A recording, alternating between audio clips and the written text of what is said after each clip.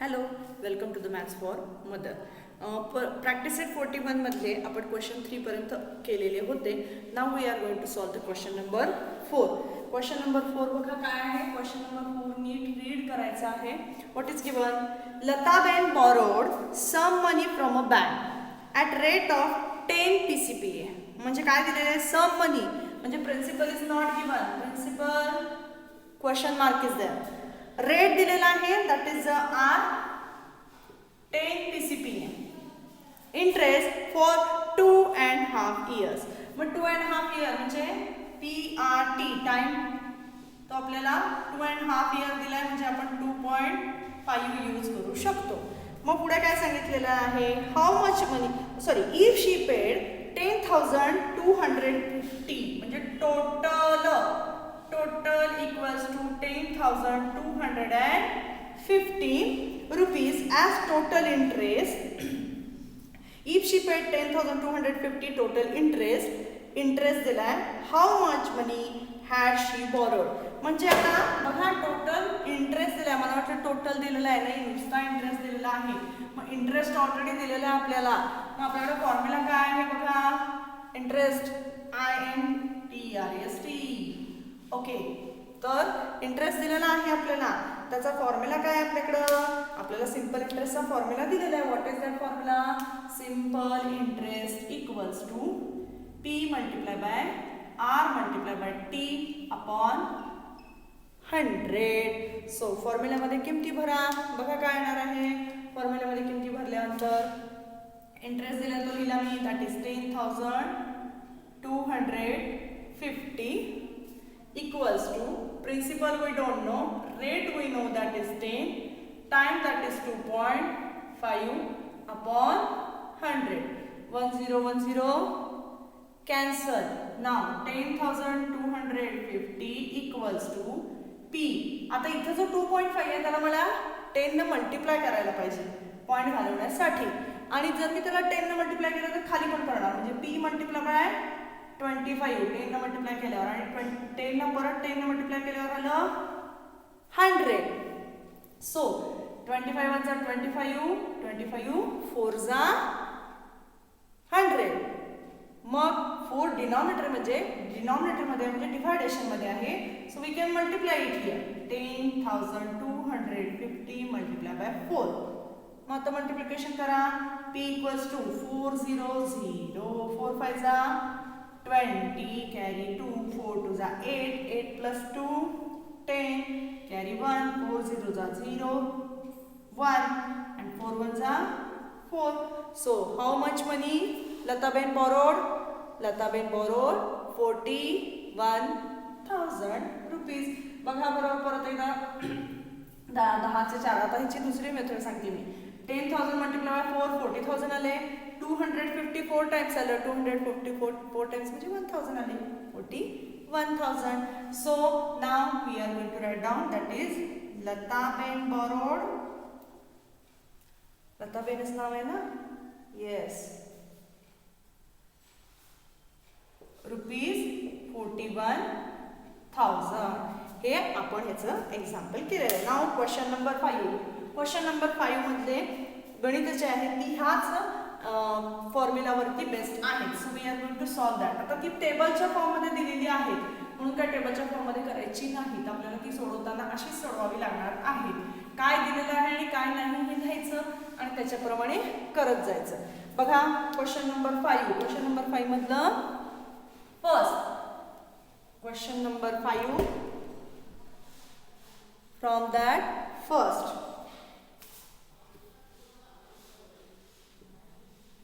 काय आहे त्याच्यामध्ये बघा दिलेलं example. Principal is given 4,200. The rate of interest that is also given 7, that is 7%. And time is given for the 3 years. Interest आणि amount दोन्हीही काढायचं आहे. तर इंटरेस्टचा फॉर्म्युला आपल्याकडे आहे. इंटरेस्टचा फॉर्म्युला काय आहे?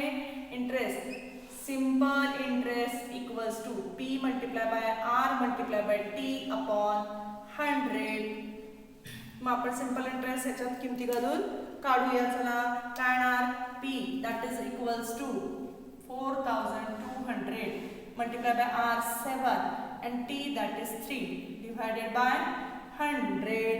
0 0 कॅन्सल. मग काय येणार 0 0 कॅन्सल झाल्यानंतर 42 multiplied by 7 7 2 जा 14 carry 1 7 4 जा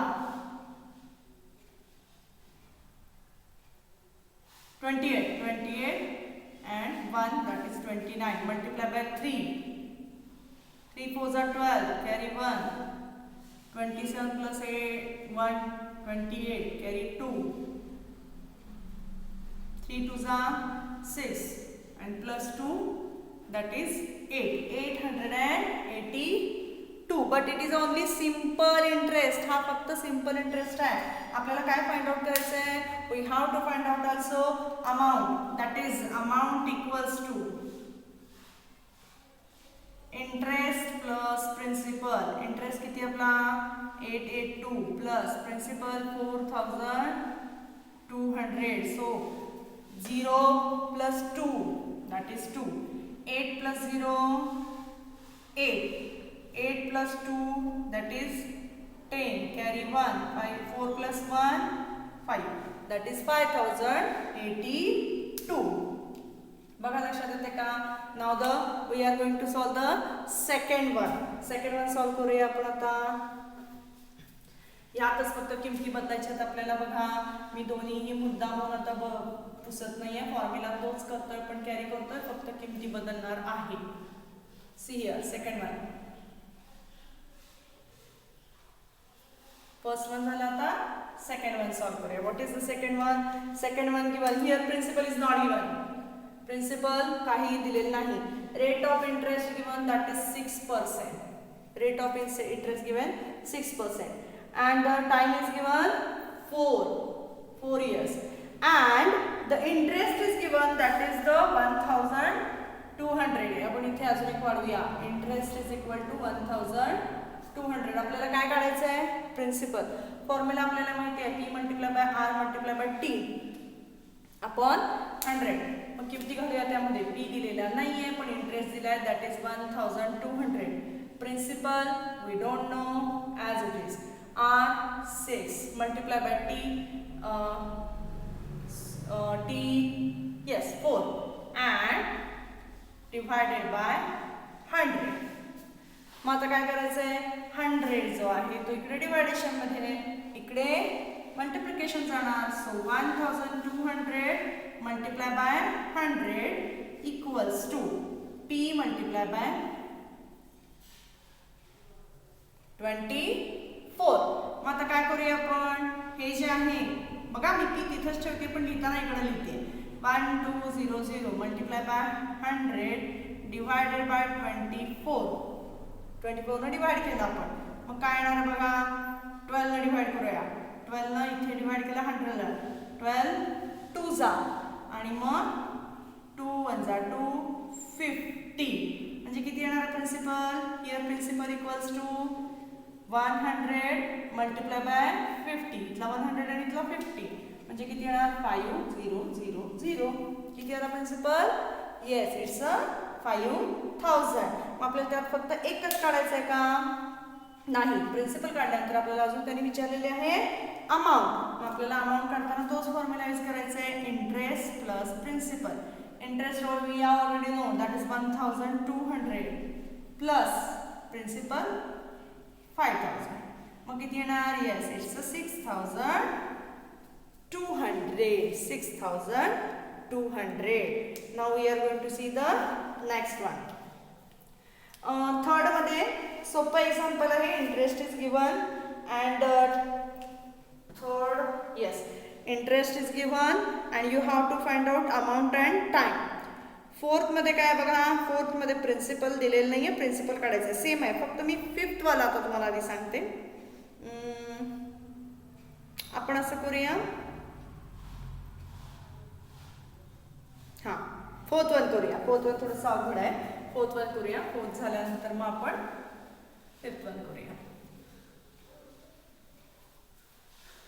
मी थोडंसं सगळंच पुसून घेतलंय. फक्त एक्झाम्पल बघूया आपण आता. काय दिलेलं आहे बघा, principal is not given. Principal दिलेलं नाही आहे. P equals to question mark. पुढं काय दिलेलं आहे, rate is given that is 5%. Rate is given 5%. पुढं that is time is not given. Here it is also question mark. Interest is given. Interest is given that is 6,000. And amount is given. Amount is given 18000. That means 18,000.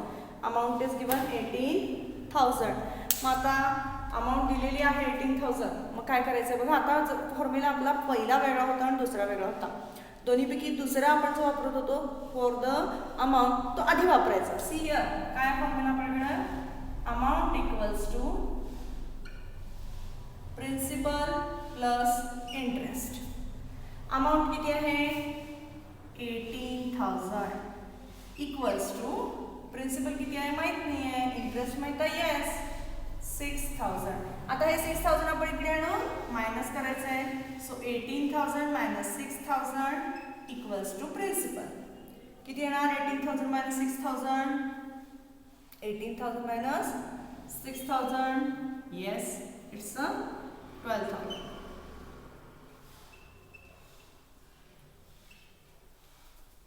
Okay, म्हणजे principal मिळाला मला.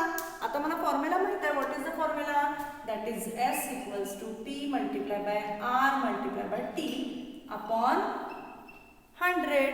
मग आपण ह्या फॉर्म्युलाला जाऊया आता. मग याच्यात किमती घालूया. चला, आपल्याला पी माहिती आहे, इथे काढला ऑलरेडी आपण. That is 12,000 multiply by rate is given 5.